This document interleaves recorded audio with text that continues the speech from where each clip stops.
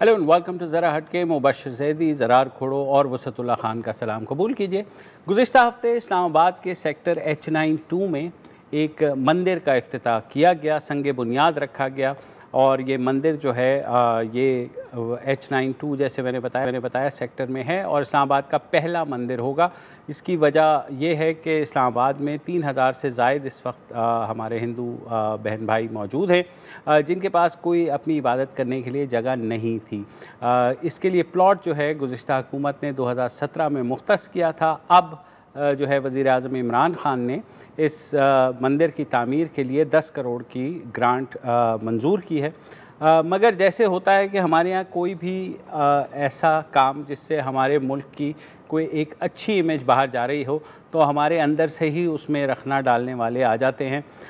कल इस्लामाबाद के national press club में जमीयत उलमा इस्लाम फजलुर रहमान, देवबंद और अहले हदीस के जो मकामी अमीर थे उन्होंने हर प्रेस कॉन्फ्रेंस कर डाली और उन्होंने कहा ये जो मंदिर बन रहा है ये इस्लामी तालीमात के ख़िलाफ़ है और वो इसको फ़ेडरल शरीयत कोर्ट में चैलेंज करेंगे।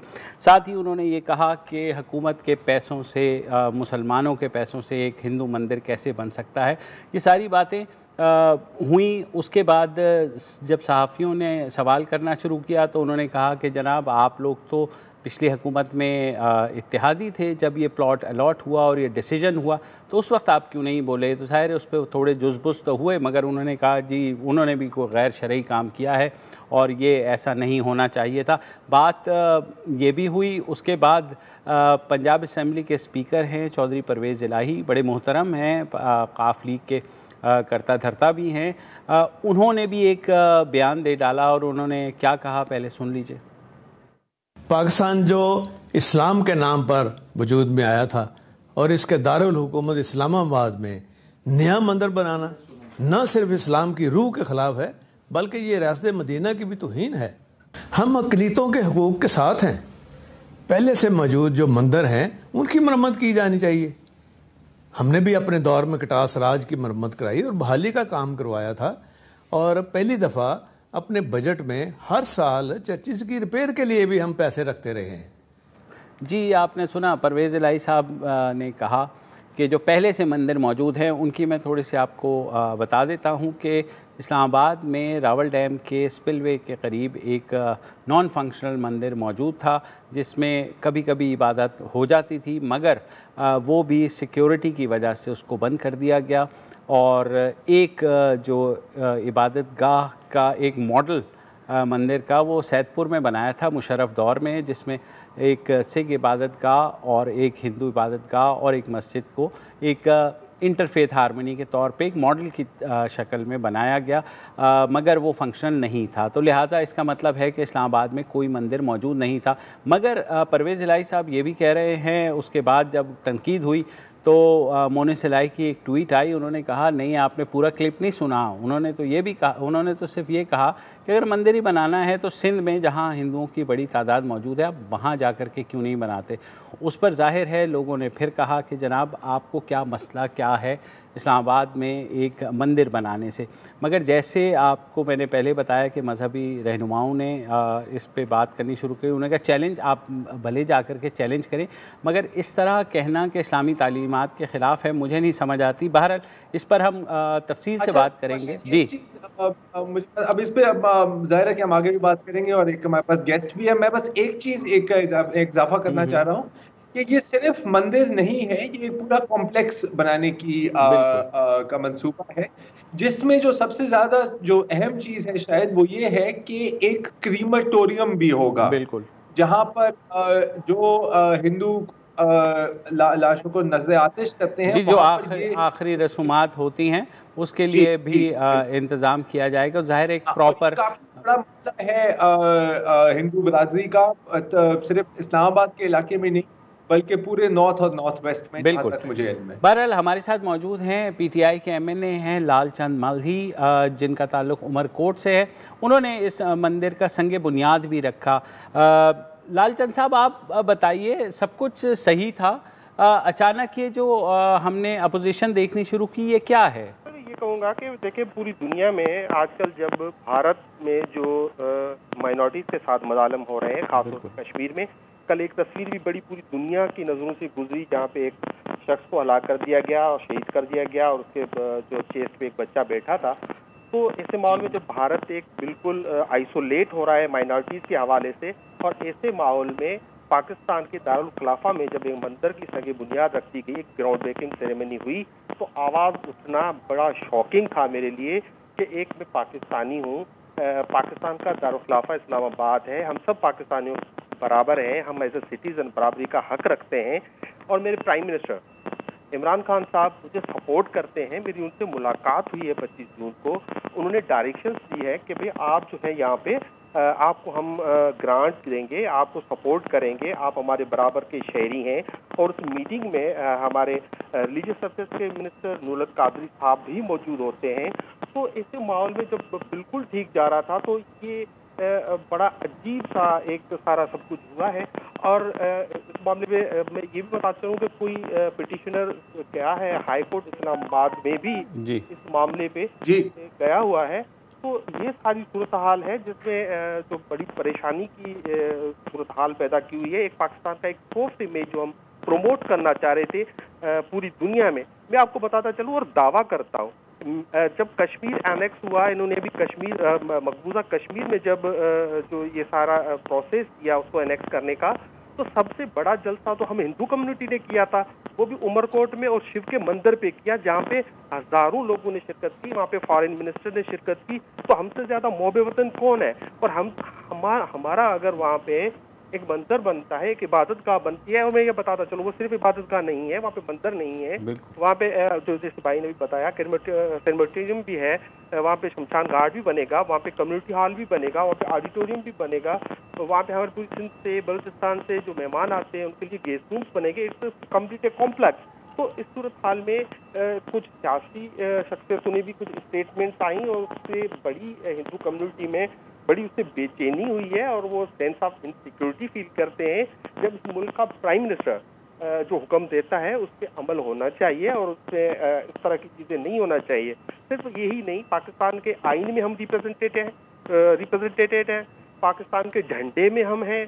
कायदे मोहम्मद अली जिन्ना ने 11 अगस्त 1947 को कहा था कि आपको हर किस्म की आज़ादी होगी। तो ये आवाज़ें उठना जो है वो आइन के एन मुताबिक नहीं है, और आइन और कानून हमें इजाज़त देता है, और हमें यकीन है जिस तरह ये प्रोसेस चल रहा है ये प्रोसेस कंटिन्यू रहेगा। बिल्कुल। अच्छा सर, मुझे कि आपने दुरुस्त फरमाया कि आपको प्राइम मिनिस्टर ने खुद ये बात की है, लेकिन एक प्राइम मिनिस्टर के अपनी आपकी ही पार्टी के इत्तेहादी चौधरी परवेज इलाही, उनका कुछ और मौक़िफ़ है, और JUFA की क्या बात करें। आपकी पार्टी के अंदर आपकी कोई मशावरत हुई है इस इशू पर, और अगर हुई है तो क्या आपको वहां से इंप्रेशन या फीलिंग मिल रही है, सपोर्ट मिलेगी आपको? देखिए, पार्टी में इस लेवल पे कोई डिस्कशन कोई नहीं हुआ था, और ये प्लॉट जो है 2017 में अलॉट हुआ था, और इस बार और इस दफा और इस टाइम तो हमें कोई फंड्स गवर्नमेंट ने अभी तक 1 रुपया भी नहीं किया है। हम अपने पैसों से पंचायत इस्लामाबाद पंचायत जो है हिंदू पंचायत, वो अपने पैसों से अभी तो उसकी सिर्फ बाउंड्री वॉल इरेक्ट कर रही है और उसका ग्राउंड ब्रेकिंग की है, तो उसमें पार्टी में कोई कंसल्टेशन नहीं हुई है। हाँ, हम माइनॉरिटीज़ का एक जो डेलीगेशन प्राइम मिनिस्टर से मिला, उसमें नूरुल कादरी साहब भी मौजूद थे, हमारे ऑनरेबल जो मिनिस्टर हैं रिलीजियस अफेयर्स, तो वो भी मौजूद थे, और हमने ये रिक्वेस्ट की प्राइम मिनिस्टर ने, जो उसको ही रेडीली एग्रीड। और इसमें कोई भी किसी भी आप पढ़े लिखे, मैंने सोशल मीडिया पे रिएक्शन देखा है, मैंने टीवी चैनल्स पे देखा है, मैंने जो दुनिया की बड़ी बड़ी आउटलेट्स हैं वो इस मंदिर को रिपोर्ट कर रही हैं और पाकिस्तान को सराह रही हैं। इसमें किसी एक इंडिविजुअल को नहीं, इसमें पाकिस्तान का नाम रोशन हो रहा था कि देखें अपनी अक़लियतों का पाकिस्तान में कैसे ख्याल रखता है, और भारत में देखें कैसे मज़ालिम हो रहे हैं। तो जी बिल्कुल, बहस का तो कोई इशू कोई सही बात है। बहुत शुक्रिया लालचंद साहब। हम उम्मीद करते हैं कि श्री कृष्णा मंदिर बनेगा। ज़ाहिर है हुकूमत ने इसको अप्रूव किया है, ज़मीन भी दी है और सपोर्ट भी कर रही है। ये माइनर इरिटेंट्स हैं, मगर पाकिस्तान का सॉफ्ट इमेज जाना चाहिए। एक हिंदू मंदिर बनने से किसी का इस्लाम जो है वो ख़तरे में नहीं पड़ना चाहिए। एक वक्फ़ा लेते हैं, उसके बाद वुसत साहब भी इस पर बात करना चाहेंगे।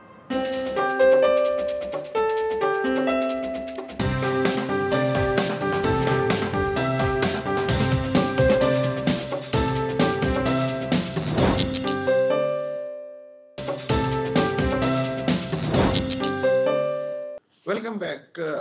मसला जो है वो 72-73 साल पुराना है। आज तक भारत में 15% जो मुसलमान अक़लियत है उसको हर मोड़ पे अपनी हुब्बुल वतनी साबित करना पड़ती है कि हम सच्चे हिंदुस्तानी हैं। बैन ही सरहद के इस पार पाकिस्तान में जो हिंदू हैं, हालांकि वो सिर्फ 2-2.5% हैं, साबित करनी पड़ती है कि हम सच्चे पाकिस्तानी हैं। मैं इससे पहले कि मजीद गुफ्तगू करूं, मुझे ख्याल आ रहा है उस सिख कांस्टेबल का जो इस वक्त लाहौर की किसी सड़क पे ट्रैफिक कंट्रोल कर रहा होगा, उस पाकिस्तानी आर्मी के हिंदू फौजी का जो हम के बॉर्डर पे या लाइन ऑफ कंट्रोल पे अपने मुसलमान साथियों के साथ बंदूक लेके लाइन ऑफ कंट्रोल के दूसरी जानिब बंदूक का रुख किए बैठा होगा, उस क्रिश्चियन के साथ जो किसी एयरफोर्स मेस में ये सारी गुफ्तगू सुन रहा होगा, उन पे क्या गुजर रही होगी। उन्होंने जो कुर्बानियां दी हैं इस मुल्क के लिए जंगों में भी और वैसे भी, वो उसको काउंट कर रहे होंगे और खुद से पूछ रहे होंगे कि हमसे ऐसी क्या गलती हो गई कि आज तक हमारी हुब्बुल वतनी सवालिया निशान है। कहने पाकिस्तान के आइन में दुनिया के हर आइन की तरह अक़लियतों को मजहबी आज़ादी हासिल है। मुझे सबसे ज्यादा जो दुख है वो परवेज इलाही की गुफ्तगू पे हुआ है। अगर ये परवेज इलाही सिर्फ एक सियासी जमात के रहनुमा होते, मुझे पता उन पर बात करने की जरूरत नहीं थी, लेकिन मुश्किल ये है कि वो पाकिस्तान के सबसे बड़े सूबे की असम्बली के स्पीकर हैं, जिसमें के अक़लियतों के नुमाइंदे भी बैठते हैं और उन्होंने भी ये गुफ्तगू होगी। और बदकिस्मती से परवेज इलाही साहब ये दावा करते हैं कि उनका ताल्लुक है मुस्लिम लीग से और मुस्लिम लीग कायदे आजम से। तो कायदे आजम इस वक्त अपनी कब्र में कितनी करवटें ले चुके हैं हमारी खुशी के, ये मैं नहीं जानता। या सरहद के उस पार इंडिया कैसे नाच रहे होंगे और वो किस तरह फैमिली रियाज का वो मिसरा गुनगुना रहे होंगे, तुम भी हम जैसे निकले अब तक कहाँ छुपे थे भाई। वहां की जब खबरें आती हैं या यूरोप से जब खबरें आती हैं कि स्विट्जरलैंड में मकामी लोगों ने दारुल हुकूमत बर्न में मुसलमानों को मस्जिद बनाने की इजाजत नहीं दी, तो हमारे जमातों के रहनुमा जो इस वक्त इस्लामाबाद में मंदिर की मुखालफत करें, वो कहते हैं देखो ये मगरिब का सेकुलर चेहरा कि वहां मुसलमानों को एक मस्जिद तक बनाने की इजाजत नहीं है, लेकिन जब अपनी बारी आती है तो ये सब भूल जाते हैं। परवेज इलाही साहब ने रियासत मदीना की बात की कि जी रियासत मदीना मजहब की इबादतगाह की गुंजाइश नहीं है। काश ऐसा होता। मैं सिर्फ एक मिसाल आपको दूंगा परवेज इलाही साहब के, जब नजरान के ईसाइयों का एक वफ्द हुजूर अकरम सल्लल्लाहु अलैहि वसल्लम से मिलने मदीना आया, तो उस ईसाई वफ्द की मुलाकात मस्जिद नबवी के अंदर हुई और इस दौरान उन्होंने कहा कि हमें इबादत करनी है, तो रसूल अकरम ने बजाय इसके कि उन्हें इनकार कर देते या कहते कि आप बाहर जाके करें, उन्होंने मस्जिद नबवी के एक कोने में कहा कि यहाँ आप इबादत कर सकते हैं। एक मिसाल ये रियासत मदीना की मिसाल है। रियासत मदीना के खलीफा थे हजरत उमर इब्न खत्ताब रजी अल्लाह ताला अन्हो।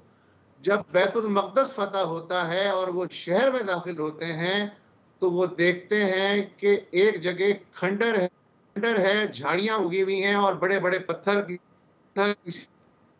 इमारत उल्टे सीधे पड़े हैं। इमारत के उल्टे सीधे पड़े हुए हैं। आप दरियाफ्त हैं ये क्या है, तो किसी ने कहा कि ये यहूद। हजरत उमर इब्न खत्ताब वहीं बैठ जाते हैं, रोते जाते हैं, एक एक पत्थर जो है हटा के और झाड़ियां जो है अपने हाथों से उखाड़ के वो साफ करते हैं और फिर वहां पे माबद की तामीर का हुक्म देते हैं, यहूदियों की माबद की तामीर का। ये मैं रियासत मदीना की जो है मिसालें दे रहा हूँ आपको। और इस बात को उन लोगों को ज़्यादा समझना चाहिए जो इस वक्त आईनी और ज़िम्मेदार ओहदों पे फायज हैं। कोई आम शाम रहनुमा नहीं है, कोई आम आलिम नहीं है, उन पे ज़्यादा जिम्मेदारी है इस मुल्क के इमेज को बेहतर करने की। जी बहुत शुक्रिया वुसत साहब, आई थिंक तफसील से आप बयान किया। यहाँ एक लेंगे ब्रेक और ब्रेक के बाद वापस आते हैं।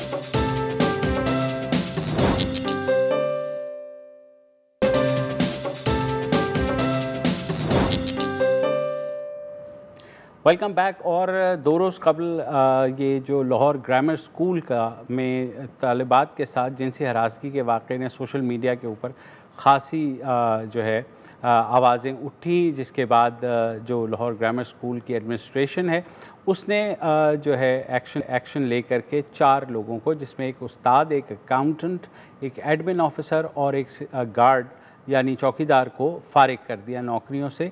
हमेशा जब भी ऐसी बात होती है, किसी भी कोई ऐसा स्कैंडल आता है तो यहाँ बात ख़त्म हो जाती है। हालांकि जिनसी हरासगी जो है वो काबिल ताज़ीर जुर्म भी है। तो पुलिस से अगर बात करें तो पुलिस कहती है कि जनाब हमें क्योंकि किसी ने रिपोर्ट नहीं किया लिहाजा हम अपने तौर पर कार्रवाई नहीं कर पाते। अच्छी बात इस केस के बाद ये हुई है कि पंजाब हुकूमत ने इसका न सिर्फ नोटिस लिया है बल्कि कहा कि वो इस केस को परसू भी करेंगे। आज जो वज़ीर तालीम हैं पंजाब के मुराद राज साहब, उन्होंने प्रेस कॉन्फ्रेंस भी की और उन्होंने कहा कि वो एक प्राइवेट स्कूल्स का एक्ट बना रहे हैं जो ऑलमोस्ट तैयार था, जिसमें बुलिंग और दूसरी चीज़ों के ऊपर बात की गई थी, मगर उन्होंने कहा कि उन्होंने ये बिल रोक लिया है और अब इसमें जिनसी हरासगी के बारे में जो क्लॉजेस डाल करके और उनकी सज़ा तजवीज़ करके ये बिल जो है असेंबली में पेश किया जाएगा और इसको मंजूर कराया जाएगा, प्राइवेट स्कूल्स एक्ट पंजाब का। उन्होंने आज जो प्रेस कॉन्फ्रेंस की कमोबेश वही सवाल उठाए जो तालिबात ने उठाए थे सोशल मीडिया पोस्ट में कि 10 साल से ये सिलसिला चल रहा था, सब लोग कंप्लेन कर रहे थे, तो स्कूल एडमिनिस्ट्रेशन का रिस्पांस इतना स्लो क्यों था? सुनिए। मैं ये बात मान नहीं सकता या किसी को भी समझ से बाहर है किसी की भी कि एक स्कूल के अंदर ये हो रहा है, उसके प्रिंसिपल को नहीं पता, उनके ओनर्स को नहीं पता। ये उसी तरह है कि मेरे ऑफिस के अंदर ये सब कुछ हो रहा हो और मुझे ना पता हो। ये कैसे हो सकता है? एक स्कूल के अंदर ये सब कुछ हो रहा है, ये कैसे हो सकता है कि उनको ना पता हो? इसलिए मुझे पता लगा है कि एलजीएस ने सबको निकाल दिया है। देखें, मैं एक चीज आपको बता दूं, इन आदमियों के तो नाम मैं अभी लूंगा, मैं इनकी तस्वीरें भी आपको दिखाऊंगा, वो मैं अभी आगे चल चलूं, मगर मैं ये बात मानने के लिए तैयार नहीं हूं क्योंकि मुझे इतनी कंप्लेंट्स आई हैं इनके जो लोग हैं वहां पे स्कूलों के, वो तो मैं आपको ये बता दूं कि कंप्लेंट्स की बच्चों ने और जाके उन्होंने बताया स्कूल वालों को और फिर भी उनको बिल्कुल दरगुजर कर दिया गया। उनकी कंप्लेंट्स को उन्होंने बिल्कुल जीरो बना दिया। उन्होंने कहा जी कि नहीं, ये नहीं हो रहा, अभी नहीं, बाद में स्कूल का नाम खराब होगा, ये होगा, वो होगा। उन बेचारी बच्चियों को सीरियसली लिया ही नहीं गया। और मैं आपको एक और चीज बताऊं, ये सिर्फ बच्चियों के स्कूल में नहीं हो रहा, हमें लड़कों की कंप्लेंट्स आ रही है, ये बॉयज स्कूल्स के अंदर भी हो रहा है। सो ये एक बहुत बड़ा इशू है जो कि सामने आया है। School education department and me being as the minister, इसको पूरी तरह डील किया जाएगा। जहां जहां पे भी अगर कहीं ये हो रहा है, हमें कंप्लेंट आती है, उस स्कूल की रजिस्ट्रेशन कैंसिल करना, उस स्कूल को बंद करना और उस पर प्रॉपर एक्शन लेना, हम वो सब चीजें करने के लिए तैयार हैं। मैं आपको वो गारंटी दे रहा हूं कि मेरे पास आप एविडेंस लेके आए कि यहां पे ये हो रहा है और वहां पे एक्शन नहीं लिया जा रहा, आपको मैं सारा एक्शन लेके दिखाऊंगा स्कूल के खिलाफ। अच्छा, इसमें कमेटी भी बनाई थी हुकूमत पंजाब ने, बल्कि अब तो पुलिस ने भी एक कमेटी बना दी है, एक और कमेटी, कम से कम 4 कमेटीज़ बन चुकी हैं। मसला सिर्फ ये है कि उन कमेटियों में जो मेजॉरिटी है वो मर्द हजरात की है, जिनके सामने ज़ाहिर है तालिबात, ज़रार आपने भी ये पॉइंट उठाया था कि तालिबात जो हैं कंफर्टेबल फील नहीं करती। जी बिल्कुल, देखिए लेकिन ये मैं एक और जो अभी मुरादाबाद साहब ने जो बात की है इस पे मैं थोड़ा सा डिस्कस करना चाह रहा हूँ। ये बॉयज स्कूल की बात कर रहे हैं। हम ये कहानियां हमने खुद भी सुनी है। मैं ख्याल कोई ऐसा शख्स नहीं होगा जिसने ये कहानियां नहीं सुनी। रैगिंग की आड़ में मतलब सेक्सुअल हैरेसमेंट क्या बल्कि कभी कभी तो बाकायदा सेक्सुअल असॉल्ट और रेप की भी कहानियां बंदा सुनता है। मसला सारा आ जाता है कि आप साबित कैसे करेंगे। अक्सर जो विक्टिम्स होते हैं वो बोलना नहीं चाहते फॉर मेनी मेनी रीजंस, और जाहिर है जो परपेट्रेट कर रहे होते हैं, और फिर जो स्कूल्स या कॉलेजेस, और इसमें बहुत बड़े बड़े स्कूल्स और कॉलेजेस के नाम आते हैं, उनकी एडमिनिस्ट्रेशन कैसे चाहेगी कि ये चीज़ एक्सपोज हो। अगेन मैं बहुत अप्रिशिएट करता हूं जो सारी बातें जो डॉक्टर मुराद दास ने की हैं। बिल्कुल जैसे आपने जिक्र किया कॉम्पोजिशन इस पर और कॉन्फिडेंशियलिटी, इन दोनों चीज़ों पर बहुत आपको सख्त काम करना पड़ेगा कि आप ऐसा एक एटमॉस्फेयर बनाएं कि स्टूडेंट्स बी दे मेल बी दे फीमेल कंफर्टेबल हो आपको अप्रोच करते हुए। और फिर ये भी फिर सवाल है कि सबूत की जब हम बात करेंगे तो किस किस्म का सबूत चाहिए होगा। बिकॉज एक अगर चीज होती है, और ये हमने इस केस में नहीं, हमने हर एक केस में यही घूम फिर के बुनियादी मसला आपका यही आ जाता है कि कौन सा सबूत काबिल कबूल है। अच्छा, इसमें सबसे जो प्राइमरी चीज़ है वो ये है कि क्या तालिबात सामने आएंगी। हमने बलूचिस्तान वीडियो स्कैंडल में भी देखा कि वहाँ जो है कबाली रिवायात या आप कह लें कि वहाँ ख़वातीन सामने नहीं आई, डिस्पाइट द फैक्ट कि एक पार्लिमानी कमेटी बनी। यहाँ पर भी मुराद राज साहब ने यही कहा कि उन्होंने अपील की कि जो ऐसी हैं जिनसे हरासगी का शिकार तलबा और तालिबात वो सामने आएँ। सुनिए।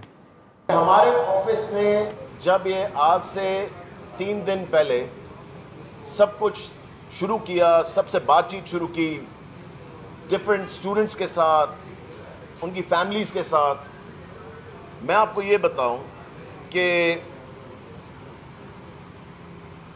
ऐसे बच्चे हमारे सामने अभी तक तो नहीं आए, मगर उनसे जूम पे बाकी चीज़ों पे बात हुई है जिस पे आप सोच भी नहीं सकते कि वो इतनी तकलीफ में थे कि वो बच्चियां रो पड़ी। आई मीन वो टेलीफोन पे रो पड़ी, वो जब बातचीत कर रही थी उसके अंदर जूम के ऊपर, इतनी तकलीफ में ये बच्चियां थी। सबसे पहले तो मैं ये कहना चाहता हूं कि आज तीसरा दिन हो गया, हम इंतज़ार कर रहे हैं कि पेरेंट्स हमारे पास आएं, स्टूडेंट्स हमारे पास आएं, कंप्लेंट लेकर आएं। मेरी रिक्वेस्ट है सबसे, प्लीज़, हम 2 दिन से आज तीसरा दिन हो रहा है इंतज़ार कर रहे हैं कि स्टूडेंट्स या पेरेंट्स हमारे पास कंप्लेंट लेके ज़रूर आएं, क्योंकि जब तक आपके पास रिटन कंप्लेंट नहीं होती आप कोई एक्शन ले नहीं सकते। जो भी कर सक रहे हैं वो मैं आपको आगे बताऊंगा जो हम कर रहे हैं, मगर मेरी रिक्वेस्ट है उनसे, उनका नाम नहीं बताया जाएगा, उनको कहीं तस्वीर नहीं खींचेगी, वो मेरे ऑफिस आएँ, यहाँ पे आके हमसे मिलें, हमें एग्जैक्टली बताएं। एक रिटन कंप्लेंट होनी बहुत ज़रूरी है for the government to take action. हाँ ज़रार जी, मैं ख्याल यहाँ पर इस पर एक तो मैं बातें करना चाह रहा हूँ, लेकिन मैं ख्याल वक्फे का वक्त आ गया है, एक ब्रेक लेते हैं, इसके बाद बात। ठीक।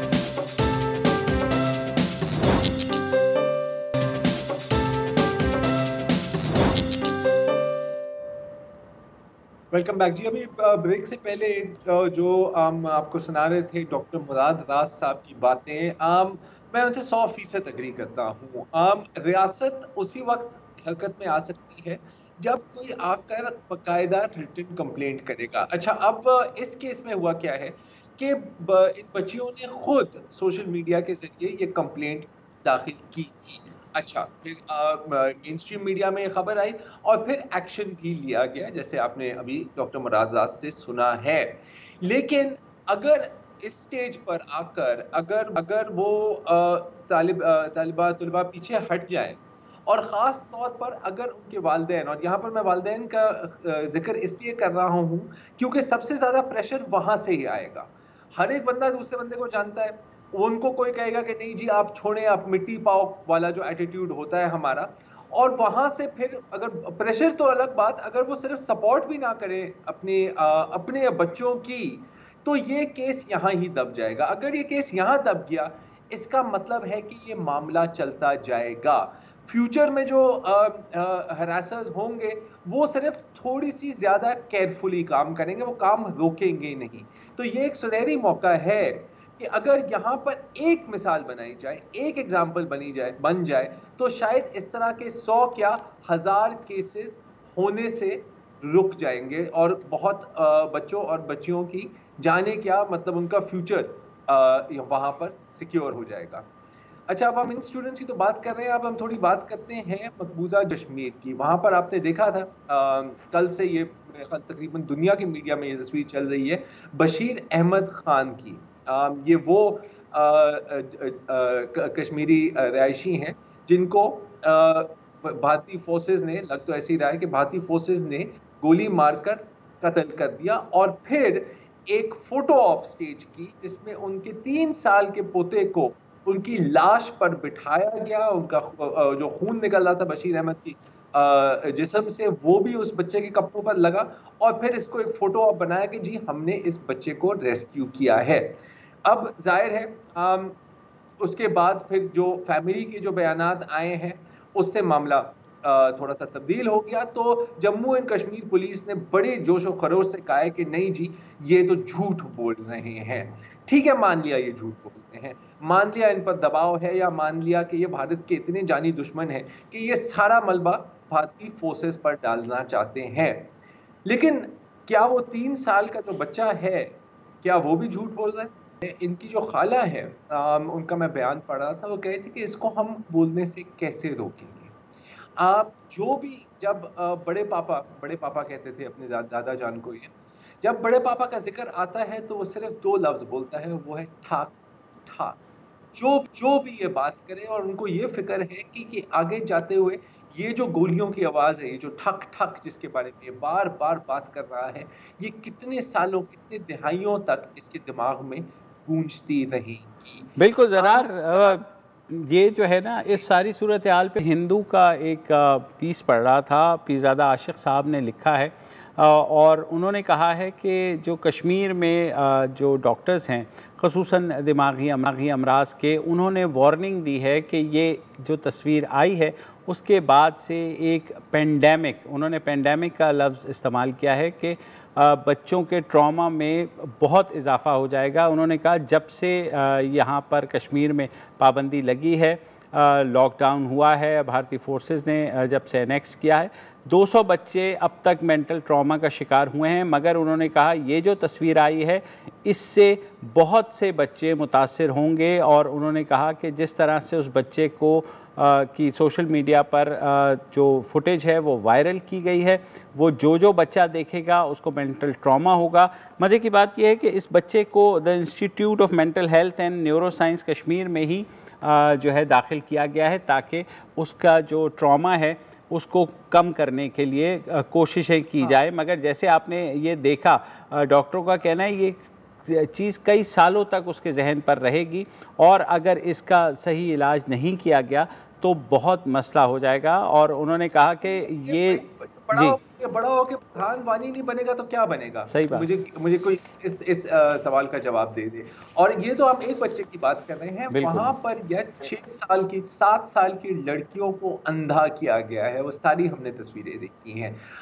वो ट्रॉमा कहाँ गया जब रात को दरवाजा तोड़कर फोर्सेस दाखिल होती हैं और इनके वालिदैन को उठाकर ले जाती हैं और फिर टॉर्चर होते हैं, वो ट्रॉमा। तो आप तो एक जेनरेशन पाल रहे हैं खुद जो बड़े होकर एक बारूद की तरह आपके अंदर ही जाकर फटेगी। This is the reality. तो मैं हैरान नहीं हुआ। मैं आज निके एशिया एक्सप्रेस में एक आर्टिकल पढ़ रहा था कि मकबूजा कश्मीर में अगर कहीं से एक थोड़ी सी उम्मीद की किरण जागी है, और वो भी आपको पता है वो ज्यादा उम्मीद भी नहीं है, वो है जो चीन ने गलवान में किया है, जो लद्दाख में किया है। और वो इसलिए क्योंकि वो देख रहे हैं कि दिहाइयों से हमारे पर तशद्दुद हो रहा है और हाल में तो इंतहाई हो गई है, लेकिन पूरी दुनिया खामोश है। तो इस स्टेज पर कि ये एक फिलॉसफी बन गई है कि जो भी मेरे दुश्मन का दुश्मन है वो मेरा दोस्त है। ये वहाँ पे पोजीशन। बिल्कुल, आज के लिए इतना ही और कल दोबारा हाजिर होंगे आपकी कॉल्स के साथ। इजाज़त दीजिए, खुदा हाफिज़।